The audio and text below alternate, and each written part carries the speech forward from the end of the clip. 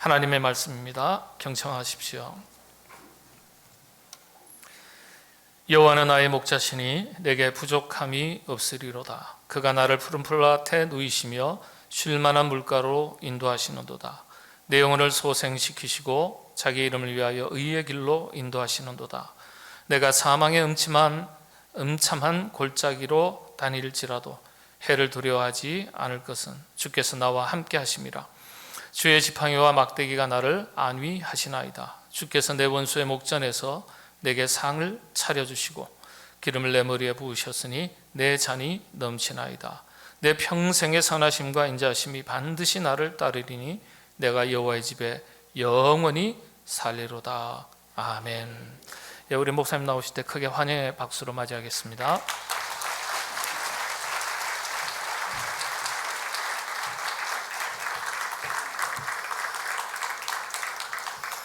할렐루야. 오늘 함께 여러분과 함께 예배드리게 되어서 너무나 감사합니다. 한번 옆에 앉은 분과 이렇게 인사하시면 좋겠습니다. 당신을 보니 밥맛이 납니다. 한번 인사해 보십시오. 그냥 있으면 안 되겠죠. 밥맛이 나니까 화답하는 인사를 해야 되겠죠. 나도 당신을 보니 살맛이 납니다. 한번 해보십시오. 이 인사 자주 하시면 좋을 것 같아요. 제가 지난 주일날 카자흐스탄 아스타나에서 현지 목회자 세미나 한 사흘간 강의하고 왔는데 이 아스타나 현지 카자흐스탄 교회에서 이 인사를 시켰어요. 그런데 통역하는 고려인이 굉장히 난감해했어요. 왜냐하면 거기는 주로 빵을 먹거든요. 빵이 주식이야. 그런데 내가 밥맛이라 하니까 이게 번역이 참 어려워요. 그래도 무사히 넘어가고 이해가 좀 되었는데 아주 좋아하더라고요. 이해가 된대요. 여러분 밥맛이 있습니까? 벌써 밥맛 생각하면 안 되는데 아직 예배가 안 끝났는데 여러분 살맛 나십니까? 대답이 이렇게 작아가지고 다 죽을 맛이에요? 살맛 나죠? 저는 2주 동안 카자흐스탄 고생 많이 했어요. 고생 많이 했는데 아스타나에 한 100만 명이 넘는 행정 수도인데 참 안타깝게도 교회가 한 20개 있어요. 예수 믿는 사람이 얼마 안 돼요. 0.03%, 0.02% 뭐 이 정도 되는데 20개의 교회인데 보통 10명, 15명. 제일 큰 교회가 30명, 30명이 모이는 교회가 제일 큰 교회라. 다 이슬람. 그리고 기독교인도 거의 이슬람에서 무슬림에서 회심하고 기독교인이 된 거예요. 지난 수요 예배 때 어뭇 교회라고 카자흐로 우리말로 하면 소망교회입니다. 소망교회 예배 같이 드렸는데 성도들이 그 찬양하는데 얼마나 그 선교사님이 이야기하는데 이 한 사람 한 사람 성도들의 히스토리가 엄청 많이 있다고. 그 중에 아직도 우울증 환자도 있고 뭐 여러 가지 고통, 인생의 참 운명이 팔자가 아주 사나운 그런 분들이 많다는 거예요. 그래도 예수 그리스도를 구세주로 믿고 복음을 믿고 소망 중에 예배하는 그 찬양을 얼마나 열심히 하는지. 카자흐 찬양이 굉장히 은혜되더라고요. 들어보니까 카자흐도 오음계예요. 궁상각지요. 우리 오음계처럼, 우리 전통 음계처럼 거기도 오음계, 7음계가 아니고. 그래서 카자흐 찬양을 들으니까 굉장히 몰입이 돼요. 가사는 전혀 모르지만 쿠다이란 말 한마디만 제가 알아들었어요. 하나님이란 단어. 러시아 찬양을 쭉 듣다가 카자흐 찬양을 듣는데 이스라엘 히브리 찬양 같기도 하고. 그래서 고난과 아픔과 여러 가지 어려움 속에서 그들이 예수 믿고 구원받고 기쁨과 감사를, 소망을 찬양하는데 얼마나 은혜가 되는지 전혀 이해가 안 되시죠? 가보면 돼요. 아스타나에 9가정 선교사가 있는데 전부 한국 선교사 9가정이 있어요. 그 중에 2가정이 우리 통합측 선교사예요. 우리 오니까 너무너무 반가워요. 거긴 단기 선교도 안 온대요. 비행기가 직항이 없어요. 알마티 들렀다가 와야 되고. 어쨌든 그곳에도 주로 우리 한국 선교사가 거기서 복음을 전해서 교회가 한 20개 정도, 물론 미국 선교사도 있지만 주류가 한국 선교사의 헌신으로 교회가 세워지고 성도들이 모이고 현지 목회자들 정말 뜨겁게 같이 교제하고 나누고 돌아왔습니다.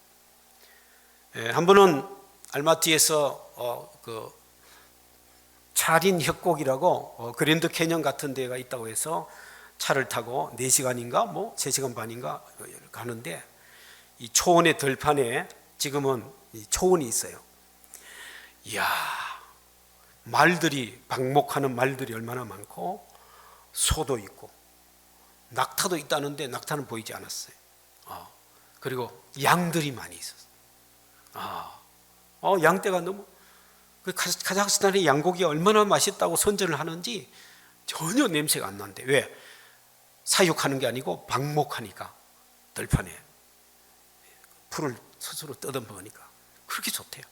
안 믿기면 가십시오. 카자흐스탄에 가서 한번 먹어보십시오. 근데 카자흐스탄 양은 뉴질랜드 양하고 달라요. 뉴질랜드 양은 깨끗하고 흰색으로 아주 그저 탐스럽게 보이는데 카자흐스탄 양은 아주 지저분해. 때가 많이 묻었어. 양털이 그냥 회색 내지는 검은색이에요. 우리가 생각하는 양털같이 희리라 아니에요. 양털같이 검어. 너무 이상해. 제가 물어보니까 여기는 양모를 위해서 양을 키우지 않는데요. 식용으로 고기만 맛있으면 되는 거야. 양이 지저분해요. 곰도 자기 몸을 씻는다고 하는데 양은 자기 몸을 씻을 줄 모른대. 좀 그렇대요. 근데 왜 다윗은 자기 자신을 양으로 비유했을까? 여호와는 목자시니 목자를 했잖아요. 자기는 양이라 그러고. 왜 그랬을까요? 저는 궁금했어요. 그래서 양을 살펴보니까 양이 특징이 있어요. 특징이. 양은 지저분하다 그랬죠. 자기 몸을 씻을 줄도 모르고. 양은 눈이 나쁘대요. 시력이 안 좋답니다. 시력이. 그래서 앞에 가는 양 꽁무니만 보고 쫓아다닌대요. 양이 고개 들고 하늘을 우러러 찬양하는 거 봤어요? 고개를 들지 않아요. 양은 그냥 땅만 보고 쫓아다니기 바빠요. 양은 생각하는 게 단순하고 움직임이 느려터졌고 좀처럼 잠들지 못한답니다. 수면량이 늘 부족하대요. 왜?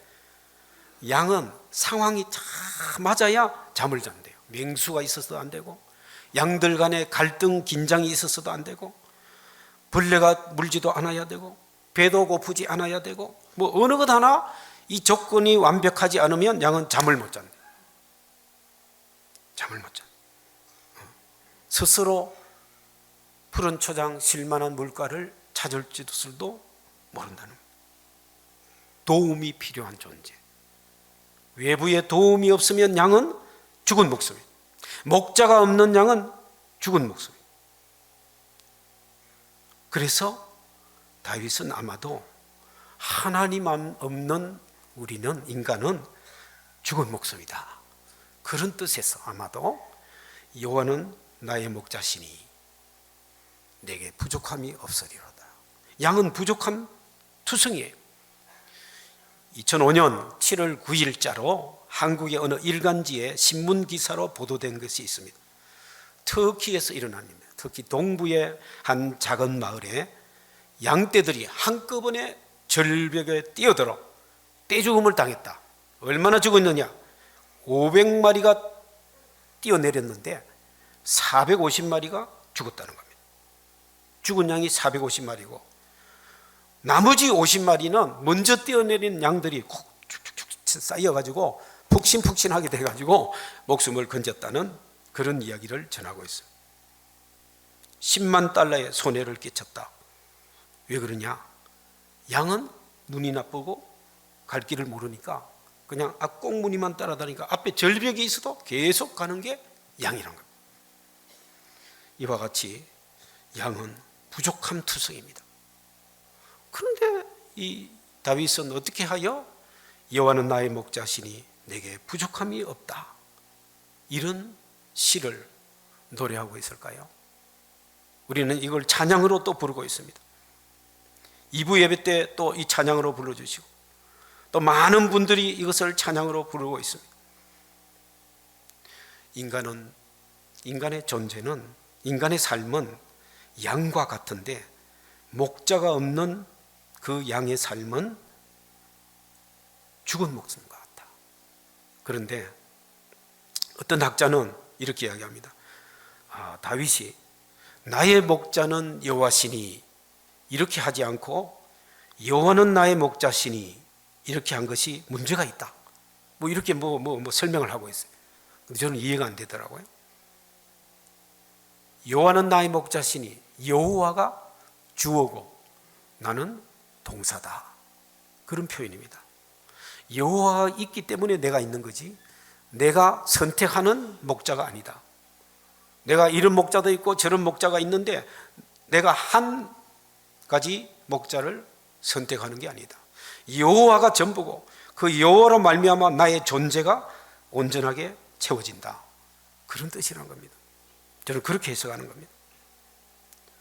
그런데 왜 부족함이 없다고 고백할까요? 양은 사실은 부족함이 많은데, 결핍이 많은 건데 영적으로 결핍이 있고 육체적으로 결핍이 있고 정신적인 결핍이 있고 관계 면에서도 결핍이 있고 어느 것 하나 결핍함이 없는 것이 우리 인간이고 양입니다. 그렇습니다. 소유의 관점에서 보면, 내가 가진 소유의 관점에서 보면 부족함이 많습니다. 저는 키가 조금만 더 작았으면 결혼도 못할 뻔했어요. 저는 가문이 예수 믿는 집안도 아니었어요. 여러 가지 소유의 관점에서 보면 저는 부족함이 얼마나 많은지 몰라요. 여러분, 아파트가 몇 채 있습니까? 아파트 없는 사람도 많아요. 좋은 차 없는 사람도 많아요. 통장에 잔고가 없는 사람도 너무 많고, 우리 중에는 건강이 부족한 사람도 많이 있고, 많이 있습니다. 소유의 관점에서 보면 시편 23편은 맞지 않아요. 그 다음에 두 번째로 행동이나 활동, 능력의 관점에서 한번 보시면 여전히 하는 일이 다 성공하지 않습니다. 그래서 대학도 척척 합격되고 직장도 척척 취직이 되고 승진하고 그냥 이렇게 연봉 좋은 데로 막 올라가고, 무슨 하는 일이 모든 것이 잘 되고 머리도 좋고 다 능력 있게 되는 것도 아닙니다. 다 차등이 있고 차별이 있고 차이가 있습니다. 그런데 저는 이렇게 생각했습니다. 여호와는 나의 목자시니 내게 부족함이 없으리로다. 여호와 나의 관계성 속에서 볼 때 부족함이 없다는 겁니다. 그러므로 하나님 없이 가진 것이 아무리 많아도 사람들은 결핍을 느끼고 부족함을 느끼는데, 사람들이 볼 때는 부족하고 모자라지만 목자와의 관계성 속에서 양을 생각할 때는 그 양은 안전하고 부족함이 없으리로다. 이렇게 노래할 수 있다는 것입니다. 부족한 것처럼 보이나 결과적으로 부족함이 없다는 것입니다. 하나님의 눈으로 보면, 믿음의 눈으로 보면, 세상의 눈이 아니라 하나님의 관점에서 보면 부족함이 긍정적으로 보이고, 부족함으로 인해서 하나님께 더 매달리고, 부족함이 나에게는 오히려 영적으로 더 충만이 되는 계기가 된다는 것을 느끼게 된다는 것입니다. 저는 카자흐스탄 사람들이 우리보다 훨씬 못 살지만 얼마나 그들은 서로 축복해주고 또 서로끼리는 잘 사는지 우리보다 훨씬 낫다, 이런 생각을 좀 하게 되었습니다. 부족함이 많습니다. 세상의 관점에서 보면 부족함이 많습니다. 그러나 4절에 보면 내가 사망의 음침한 골짜기로 다닐지라도 해를 두려워하지 않을 것은 주께서 나와 함께 하심이라. 목자 되신 하나님이, 목자가 양과 함께하면 그 양은 부족함이 없습니다. 우리는 하나님의 백성입니다. 예수 믿는 사람입니다. 우리가 사망의 음침한 골짜기로 다닐지라도 전혀 해를 두려워하지 않을 것은 주께서 우리와 함께 하시기 때문에 그렇습니다. 그러므로 죽음의 순간이 와도 우리는 기쁘게 하늘나라로 갈 수 있습니다. 본토 친척 아비집을 떠나라고 한 하나님이 아브라함에게 약속하셨죠. 많은 약속을 했습니다. 자손이 잘 되고 또 이름이 장대하게 되고 너를 축복하는 자에게는 내가 축복할 것이다. 대단한 축복입니다. 복이라고 했어요. 복. 너는 복이다. 옛날 옛날 개역 성경에는 복의 근원이라 했어요. 근데 그게 다가 아닙니다. 지난주 목사님 설교하신 주보에 보니까 장수의 복, 자녀의 복, 물질의 복, 여러 가지 복을 말씀하셨는데 구약의 아주 중요한 복입니다. 그런 복을 아브라함에게 약속하셨어요. 그런데 더 중요한 복은 아브라함에게 창세기를 잘 읽어보시면 너가 어디를 가든지 내가 너와 함께 하리라. 창세기 28장 15절에 하나님은 베델에서 야곱에게 말씀하십니다. 내가 너와 함께 있으리라. 출애굽기 3장 12절에 여호와는 모세에게 이렇게 말씀하십니다. 내가 반드시 너와 함께 있으리라. 아브라함, 이삭, 야곱, 요셉, 모세, 하나님의 백성에게 하나님이 항상 약속하시는 것이 임마누엘입니다. 내가 너와 함께 있으리라. 어떤 데는 비행기 탈 때 두려워요. 인도네시아에서 제가 선교사를 할 때 인도네시아는 섬이 많아요. 13,600개 섬이 있어요. 동에서 서까지 5,100km입니다. 엄청 큰 바다가 많이 있죠. 비행기가 많아요. 국내에서는 어떤 비행기 타면 한참 올라가는데 문짝이 날아가기도 하고 또 산이 많아서 부딪히기도 하고 어떤 데는 두려워요. 비행기 탈 때. 야, 이거 가다가 문짝 떨어지거나 막 어디 부딪히면 어떡하나. 그런데 시편 23편을 외워요. 이게 아주 최고의 좋은 처방입니다. 여호와는 나의 목자시니 내게 부족함이 없으리로다. 사망의 음침한 골짜기로 다닐지라도 해를 두려워하지 않을 것은 주께서 나와 뭐 한다고요? 함께 하심이라. 임마누엘. 그래서 마태복음 28장 20절에 예수님은 부활 성천하시면서 볼지어다 내가 세상 끝날까지 너희와 항상 뭐 한다고요? 함께 있으리라. 저는 길거리 지나갈 때 어린아이들이 엄마 손잡고 가든가 할머니 손잡고 가는 거 보면 유심히 쳐다봐요. 엄마 손잡고 가는 아이가 혹 마음에 안 들어서 울기는 하지만 근심 걱정으로 막 이상하게 안절부절하는 아이는 못 봤어요. 보신 분이 있으면 나한테 좀 이야기해 주세요. 그 엄마가 문제가 있거나 친엄마가 아니거나 아이가 친자식이 아니거나 뭐 문제가 있겠죠? 진짜 엄마가 같이 손잡고 가는 그 어린아이는 정말 천진난만하고 그냥 안전하게 자기 뭐라 이야기하기도 하고 막 뛰기도 하고 얼마나 아이는 만족해하는지 몰라요. 안전합니다. 안정되어 있습니다. 제가 사실은 옛날에는 안 그랬는데 요즘은 자꾸 그 애들이 보여요. 할머니 손잡고 가는 애들. 제 손자가 태어나서 그래요. 지금 멀리 다른 나라에 살기 때문에 잘 보지는 못하지만 오늘 또 동영상이 오는가 지금 기다리고 있는데 어쨌든 하나님과 함께 손에 손을 잡고 우리가 인생을 살아가면 우리는 안전하다. 두려워할 필요가 없다.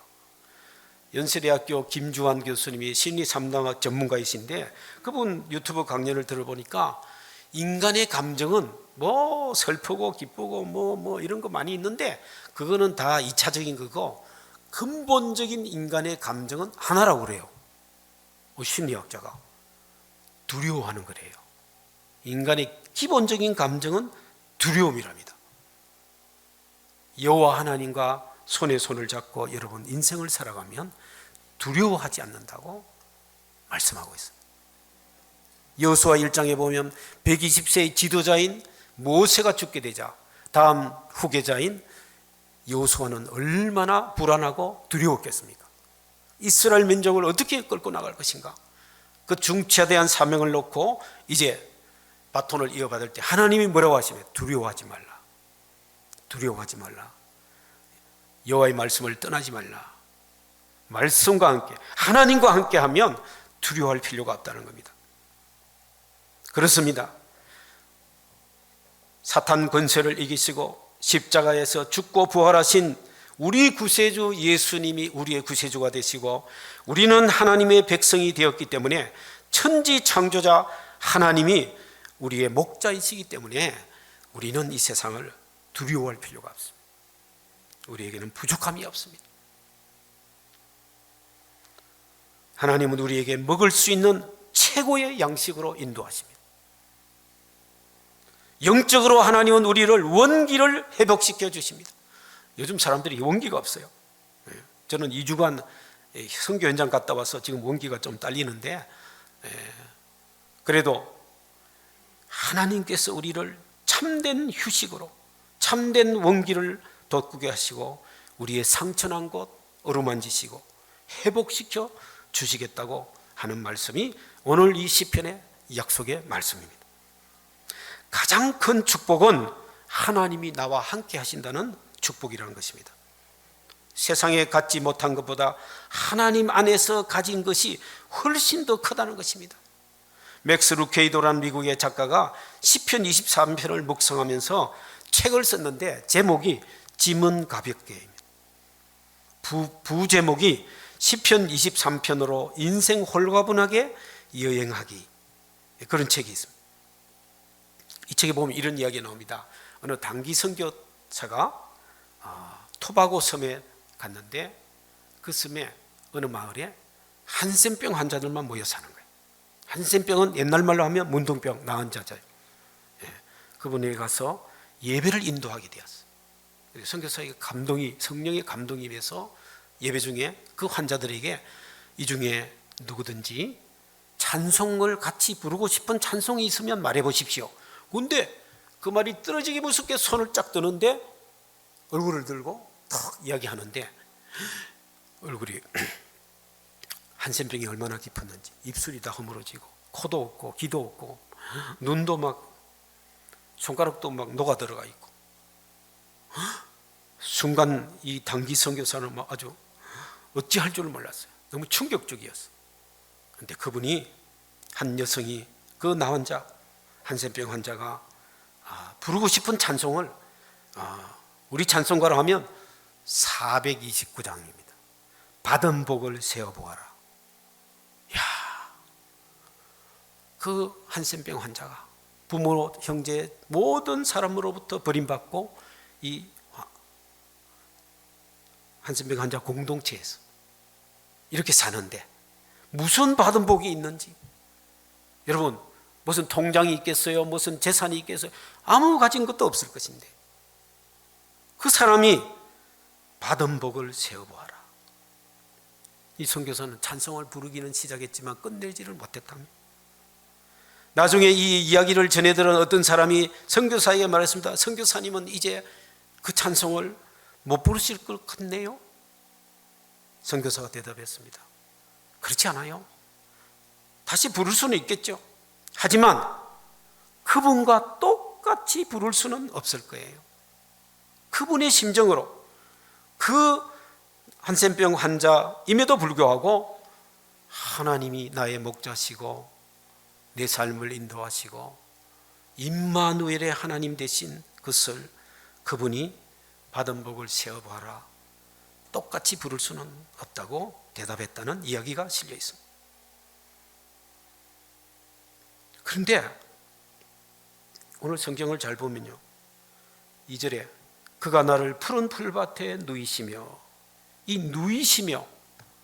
누이시며가 히브리어 원어로 마르비츠인데 이 어근은 동사는 라바츠, 눕다, 누이다.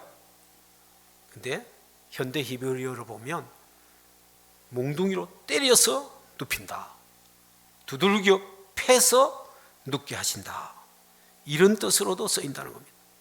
매를 맞고 눈물을 하염없이 흘리며 풀밭에 누워있는 양을 생각할 수 있다는 겁니다. 우리는 예수님이 그 목자로서 어린 양을 목에 걸거나 이렇게 품에 안고 편안하고 온화하고 양이 잃어버린 양을 찾은 양을 안고 있는 그런 그림만 사진만 보았는데 이 마르비처 여기에서 누이신다는 것은 막대기로 패서 아주 어떻게 보면 끔찍하죠. 무슨 말입니까? 여호와 나의 목자시고 내게 결핍함이 부족함이 있을 리가 없고 그럼에도 불구하고 어떤 때는 눈이 나쁘고 제대로 가지 않는 나를 때려서라도 하나님이 푸른 풀밭과 푸른 초장으로 실만한 물가로 우리를 인도하신다.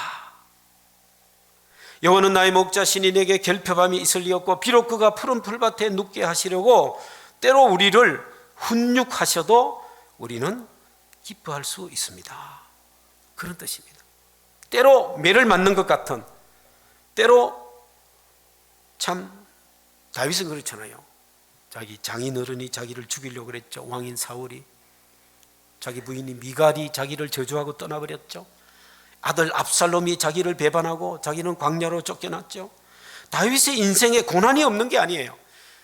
모든 게 잘 되고 모든 게 100%고 모든 게 온전했기 때문에 이 시편 23편을 고백한 게 아닙니다. 많은 아픔이 있었습니다. 그럼에도 불구하고 때로는 주의 지팡이로 나를 때린다 할 때리는 것처럼 시련과 고통이 있다 할지라도 궁극적으로 하나님이 나를 선하게 인도하시고 부족함이 없게 하시리라. 그런 믿음의 고백입니다. 옛날 옛적에 어느 시골 교회에 목사님이 장년부, 청년부, 교회학교 어린이 예배 모든 걸 다 혼자 담당하는 목사님이 많죠. 지금도 그런 목사님이 많죠. 어느 주일날 이제 예배 설교 본문을 제목과 본문을 담당 주보 만드는 교회학교 교사에게 전했습니다. 근데 토요일날 전화가 왔어요. 목사님 설교 제목이 좀 이상한데요. 여호와는 나의 목자시니 요건 알겠는데 그 다음 왜 점을 3개 붙였습니까? 점점점. 설교 제목에 점점점이 있는 거예요. 그래서 막 전화한 거예요. 그래서 목사님이 답답해서 그냥 하면 될 것을 왜 또 자꾸 전화해요? 2번 3번 묻는 거예요. 그게 맞습니까? 예, 맞습니다. 목사님 그렇습니다. 여호와는 나의 목자시니 점점점. 예, 그것이면 충분합니다. 그랬더니 그 다음날 주일날 교회 가서 딱 주보 보니까 제목이 이렇게 나와 있어요. 여호와는 나의 목자시니 점점점. 예, 그것이면 충분합니다. 이렇게 써놨어요. 아니 점점점까지가 충분한데 예, 그것이면 충분합니다까지 왜 써가지고 목사님이 좀 속상했어요. 이렇게 소통이 안 되는가? 언짢은 생각이 들었어요. 이제 예배 드리고 이제 앉아서 설교하기 전에 기도하는데 목사님 마음에 성령의 감동이 임했어요.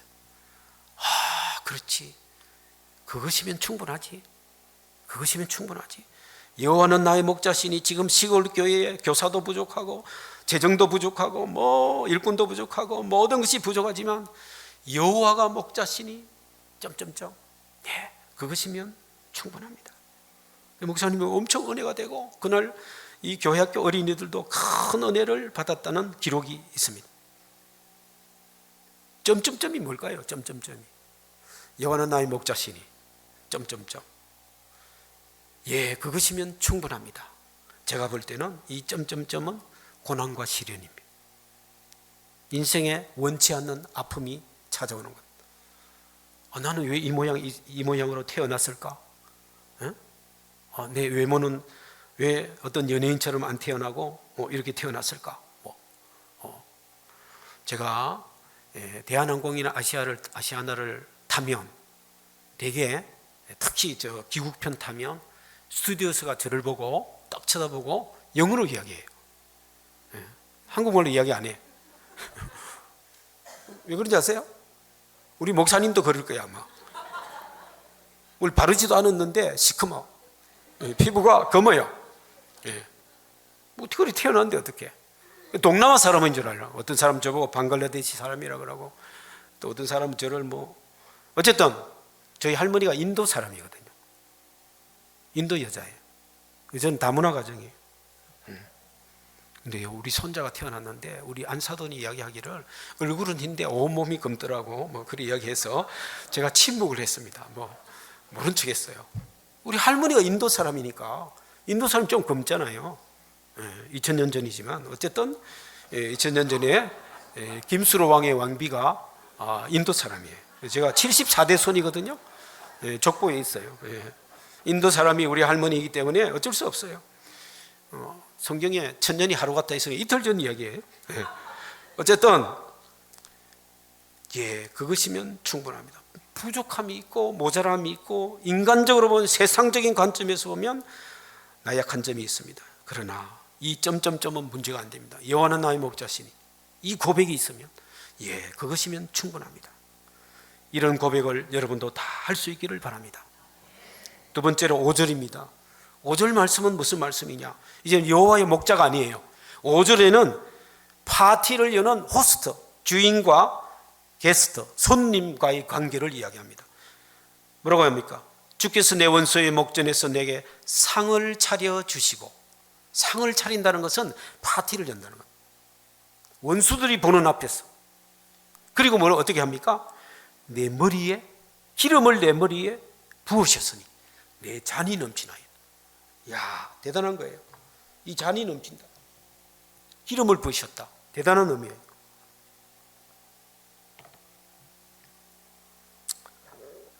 카자흐스탄 선교사님이 이야기하는데 또 배울 점이 있어요. 나이가 40인가 45살 되면 우리 해갑잔치 하듯이 파티를 연대요. 그래서 마을마다 큰 공간 건물이 있어요. 파티장이. 그걸 빌려가지고 자기 손님들 다 초대해. 자기가 비용 다 대고. 그래서 1년 내내 저축을 한대요. 그거 하기 위해서. 5년 동안 저축하는 거죠. 그래서 5년마다 45, 50, 55, 60 이런 식으로 5년마다 우리나라에서 그렇게 했다고는 욕도는 없겠지만 그 카자흐스탄은 그렇게 해요. 그렇게 해서 손님 초청해서 서로 잔치 벌이고 음식을 나눠 먹고 춤추고 막 노래하고 막 인생을 막 즐기는 거예요. 잔치를 그리 좋아한대. 파티를 그리 좋아한대. 그리고 또 저축 애가 해마다 해외여행 가는 거. 야, 대단해요. 그런데 이 잔치상을 차린다.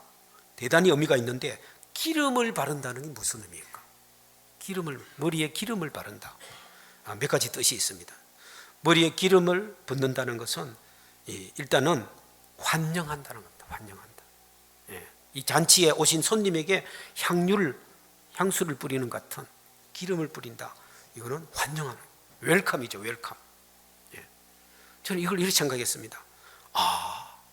하나님의 전에 들어갈 때 하나님께서 우리에게 이런 기름을 부으시는구나. 여러분이 오늘 예배당에 딱 들어올 때 성령의 기름이 부어졌을 거라 이런 생각을 하게 되는 거예요. 여러분이 세상에 살아갈 때 냄새 나는 거 많잖아요. 세상에 뭐 여러 가지로 냄새 나요. 하수구 냄새만 아니라 인간관계에서 악취가 있고 뭐 갖가지 악취가 많이 있는데 어디서 참 향수를 우리가 받을 것인가? 우리 영혼에, 우리 마음에, 우리 삶에 여러분이 예배당에 탁 들어올 때 하나님이 성령의 기름을 부어주신 환영한다. 손을 들어 어서 오너라. 세상에서 얼마나 피곤하고 악취가 나고 힘들었느냐. 여기는 성령의 향수가 성령의 기름이 부어진다. 여러분을 환영하시는 줄로 믿습니다. 그러므로 인상 쓰지 마십시오. 그러므로 세상의 근심 걱정 내려놓으십시오. 웃음으로 미소로. 둘째는 기름을 머리에 붓는다는 것은 명예회복입니다. 명예회복. 우리 낮은 자존감을 새롭게 회복시켜 주시고 우리의 찢긴 상처받은 마음을 회복시켜 하나님의 자녀로 하나님의 백성으로 우리를 회복시켜 준다는 거예요.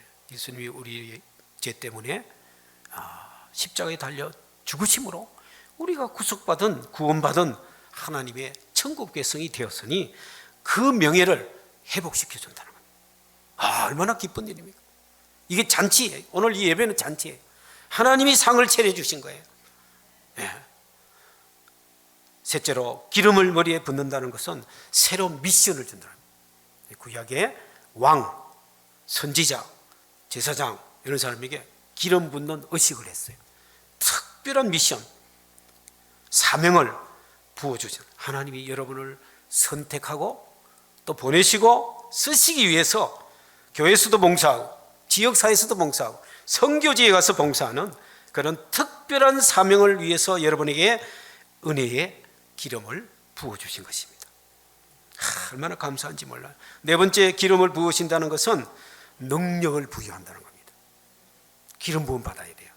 성령의 기름 부음 받아야 인간관계의 갈등도 이겨낼 수 있고, 물질의 유혹도 이겨낼 수 있고, 우울증도 이겨내고, 스트레스도 이겨내고. 이번에 카자흐스탄 수요 예배 때 카자흐 사람이 한 15명 참석, 많이 참석한 거예요. 우리 선교사 다 합쳐서 한 20명. 그 중에 한 청년은요, 막 질문을 하는데 이상한 질문을 그래 보니까 자살을 시도했던 청년이에요. 고층 건물에서 뛰어내리고 한 5평인가 그 좁은 방에서 식구 4명이 사는 아주 가난한 집에서 그렇게 사는 무슬림이었다가 어떻게 교회를 지금 나오는데 지금도 제정신이 아니에요. 조울증이 심하다 그래요. 안타까워요. 그래도 그 영혼이 성령의 기름 부음 받아서 머리는 비상하대요. 머리가 너무 좋아서 그래 되는 것 같아. 저같이 머리 나쁜 사람은 조울증 안 걸려요. 우울증도 안 걸려. 물론 하나님을 믿기 때문에 그렇기도 하지만 그래서 그 청년이 잘 되기를 지금 저는 기도하고 있어요. 그 청년이 좀 제대로 치유받고 믿음을 잘 키워서 그 자기 같은 청년들을 인도하는 전도자가 되면 얼마나 좋을까. 하나님이 주시는 능력이 아니면 우리는 세상을 살아갈 힘이 없는 거예요. 그래서 여러분, 목자 되신 우리 하나님이 이제는 파티를 열고 예배의 잔치에 여러분을 초청하고 오늘 이 능력을 주시는 기름 부음의 은혜가 넘친다는 겁니다. 믿으시기 바랍니다. 이 네 잔이 넘치나이다. 이 네 잔이 넘치나이다 했는데 코시 레바야라는 히브리어인데 지난 5월 초에 캄보디아 CM님에서 우리 통합적 미션 서밋 선교대회 할 때 강사로 오신 목사님이 히브리 대학에서 14년 공부하고 구약학 박사학위를 받은 분이 시편 23편 이 5절을 해석하면서 이 네 잔이, 네라는 말이 구약의 헬라어 번역에는 주의 잔으로 나온다는 거예요. 주의 잔. 그러니까 제가 집에 와서 막 주석을 찾으니까 어느 주석에 그런 설명이 있었어요. 네 잔이 넘치나이다. 이거를 이 히브리어를 헬라어 번역에 보니까 주의 잔이 가장 좋은 포도주처럼 나의 기운을 북돋아 줍니다. 이렇게 번역되어 있어요. 주의 잔이 가장 좋은 포도주처럼 나의 기운을 또는 내 잔을 넘치게 합니다. 너무 좋은 번역이에요. 우리가 가진 잔이 그냥 내 잔이 아니고 주의 잔이 있으므로 주의 잔이 넘쳐서 내 잔에게 부어진다는 그런 의미예요. 주의 잔은 항상 철철 넘치고 있어요. 문제는 내 잔이 쓰레기로 가득 차 있으면 그게 소용이 없다는 겁니다. 그래서 디모데후서 2장 21절에 사도 바울은 이렇게 이야기합니다. 그러므로 누구든지 이런 것에서 자기를 깨끗하게 하며 귀히 쓰는 그릇이 되어 주인의 쓰심에 합당하며 모든 선한 일에 준비함이 되리라. 자기를 깨끗하게 하며, 우리가 어떻게 나를 깨끗하게 하겠어요? 믿음으로 하나님 앞에 순종하고 내어놓으며 우리의 모든 사악한 욕심이나 이런 여러 가지 인간적인 탐심이나 인간적인 분노나 남을 미워하는 것이나 이런 것을 다 십자가 앞에 내려놓으면 주의 잔이 가장 좋은 포도주로 철철 넘치는 주의 잔이 잔치의 파티에 우리의 잔을 가득가득 풍성하게 채워준다는 그런 의미입니다. 그러므로 여러분, 이제 우리는 세상의 그 잔으로 가득 채우지 마시고 하나님의 말씀과 하나님의로 가득 채워서 우리의 잔이 철철 넘치는 축복을 누릴 수 있기를 바랍니다. 마지막으로 6절은 또 다른 이미지입니다. 여기는 내 평생의 선하심과 인자하심이 반드시 나를 따르리니 내가 여호와의 집에 영원히 살리로다. 집입니다. 집. 여기는 성소, 거룩한 집, 하나님의 집, 하나님의 품도 되고 천국도 되고 예배당도 되겠죠. 그리고 살리로다, 이 말은 히브리어 원어로 보면 돌아온다 이렇게 되어 있습니다. 집으로 돌아온다. 하나님의 집으로 돌아온다. 하나님의 공급하시는 장소로 돌아온다. 하나님의 친교를 나누는 친밀한, 여호와와 함께 친밀한 친교를 나누는 장소로 돌아온다. 초점을 하나님께 맞추고 하나님의 집에 초점을 맞추는 고백을 하고 있습니다. 거기에 여호와의 선하심이 있고 인자하심이 있다. 그렇게 고백하고 있습니다. 선하심이 무엇입니까? 선하심은 선한 삶을 정진시키시고 보호하고 또 생산하고 고양한다라고 시편 34편 8절에 말합니다. 인자하심은 하나님의 언약을 지키는, 약속을 지키는 하나님의 신실하신 사랑을 묘사하는 단어가 언약입니다. 언약의 그 인자하심입니다. 신명기, 열왕기상, 출애굽기, 시편 여러 곳에서 하나님의 인자하심을 이야기하고 있습니다. 이 하나님의 집에 하나님의 선하심과 인자하심이 있는 것입니다. 그러면 우리 초점을 하나님께 두고 예배하는 이 예배당에 두면서 예배에 참여하는 것이 또 얼마나 중요한지 모릅니다. 돌아가리라. 어디로 돌아가겠습니까? 하나님 품으로 돌아가야죠. 하나님의 예배를 하는 이 예배의 장소로 여러분 돌아가야 합니다. 그러면 여러분은 정말 목자 되신 하나님, 잔치의 상을 차려주시고 우리의 잔을 넘치게 채워주시는 하나님, 그리고 우리에게 예배하는 하나님의 선하심과 인자하심이 반드시 나를 따르리니 하나님의 선하심과 인자하심이 여러분을 이끌고 가는, 비록 우리가 양이라도 안전하고 충만하고 풍성한 그런 삶을 살게 되리라고 믿습니다. 이 시편 23편을 저는 카자흐스탄 성도들에게 부탁했습니다. 아침에 눈을 뜨자마자 여호와는 나의 목자시니 내게 부족함이 없으리로다. 그가 나를 푸른 초장에 누이시며 실만한 물가로 인도하시는도다. 내 영혼을 서생시키시고 자기 이름을 위하여 의의 길로 인도하시는도다. 내가 사망의 엄침한 골짜기를 다닐지라도 해를 두려워하지 않을 것은 주께서 나와 함께 하심이라. 주의 지팡이와 막대기가 나를 안위하시나이다. 주께서 내 은소의 목전에서 내게 상을 베푸시고 기름으로 내 머리에 바르셨으니 내 잔이 넘치나이다. 주의 선하심과 내 평생의 선하심과 인자하심이 정녕 나를 따르니, 진실로 나를 따르니, 반드시 나를 따르리니 내가 여호와의 집에 영원히 거하리로다.